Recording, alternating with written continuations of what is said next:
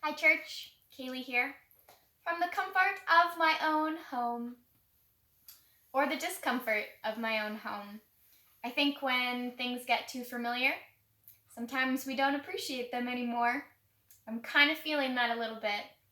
But I've also had the amazing opportunity to be reading the Bible and reflecting about God, and I guess the story of God and people being one that continues throughout history, and one that, being a person in the present, I can look back and I can see God, and I can look forward and know that God is also going to be there, and God is already there, waiting for us to catch up. So I guess that's kind of what I want to share with you right now, just that the history of God's faithfulness, I guess, and how that relates to our hope in the present. So I want to start off by reading Psalm 77. So listen up, yo. I cried out to God for help. I cried out to God to hear me. When I was in distress, I sought the Lord. At night, I stretched out untiring hands, and I would not be comforted. I remembered you, God, and I groaned. I meditated, and my spirit grew faint. You kept my eyes from closing. I was too troubled to speak. I thought about the former days, the years of long ago. I remembered my songs in the night. My heart meditated, and my spirit asked, will the Lord reject forever? Will he never show his favor again? Has his unfailing love vanished forever? Has his promise failed for all time? Has God forgotten to be merciful? Has he in his anger withheld his compassion? Then I thought, to this I will appeal, the years when the Most High stretched out his right hand. I will remember the deeds of the Lord. Yes, I will remember your miracles of long ago. I will consider all your works and meditate on all your mighty deeds. Your ways, God, are holy. What God is as great as our God? You are the God who performs miracles. You display your power among the peoples. With your mighty arm you redeemed your people, the descendants of Jacob and Joseph. The waters saw you, God. The waters saw you and writhed. The very depths were convulsed. The clouds poured down water. The heavens resounded with thunder. Your arrows flashed back and forth. Your thunder was heard in the whirlwind. Your lightning lit up the world. The earth trembled and quaked. Your path led through the sea, your way through the mighty waters, though your footprints were not seen. You led your people like a flock by the hand of Moses and Aaron. I wanted to read that for you guys simply to show a way of expressing our doubt and our fears to God, while also trying to reassure ourselves.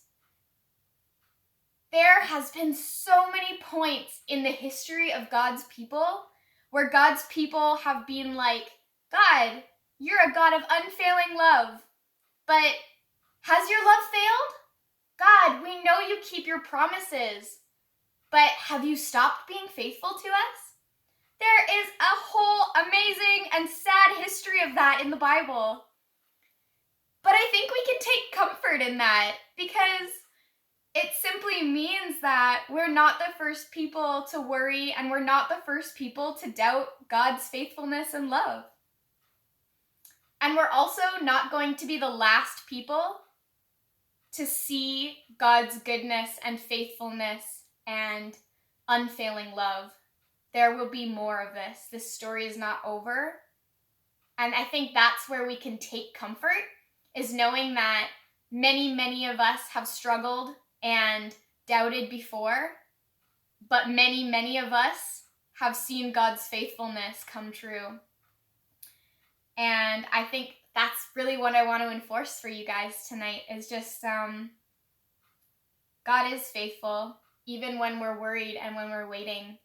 And I think one way in which we can feel brave and feel reassured about this is by reading those stories of people who have experienced God's deliverance and God's healing and God's amazing power. You know, God is faithful. God is loving.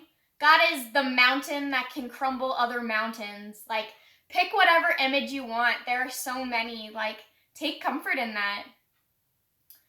One psalm that I would recommend reading would be Psalm 107. This one is great. It starts out, "Let the redeemed of the Lord tell their story, those he redeemed from the hand of the foe, those he gathered from the lands, from east and west, from north and south."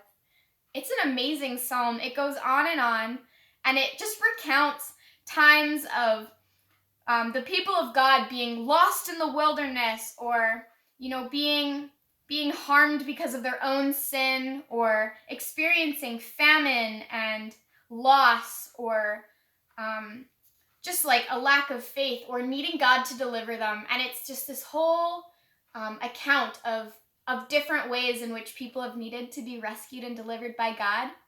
And it repeats, "Then they cried out to the Lord in their trouble, and he delivered them from their distress." And it's a testimony, you know? It's a testimony, even in the beginning. Let the redeemed of the Lord tell their story. It's a testimony of God's awesomeness. And then I'd also recommend you read Psalm 145. And it's cool. In verse 4 it says, "One generation commends your works to another. They tell of your mighty acts." We're supposed to tell stories about God to other people so that other people can know the character and awesomeness of God. And if you are in a position right now where you need to know the awesomeness of God, read these Psalms, read the Bible, ask somebody to tell you a story of when God was faithful, because God is still that God, and we can still trust that a time will come when we do experience deliverance, or we do experience God's goodness and answers, just not right now. And sometimes I'm okay with that. Sometimes I'm patient and I can sit and wait. And other times, I don't want to deal with this. This is frustrating.